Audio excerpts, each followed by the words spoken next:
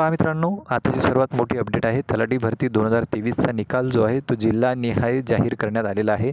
निवड यादी त्या ठिकाणी प्रसिद्ध करण्यात आलेली आहे. तुम्हाला जर तुमचा निकाल पाहायचा असेल तर तुम्ही ज्या जिल्ह्यात अर्ज केलेला असेल त्या जिल्ह्याच्या कलेक्टर ऑफिसच्या ऑफिशियल वेबसाईटवर जाऊन तुमची निवड यादी जी आहे ती तपासू शकता.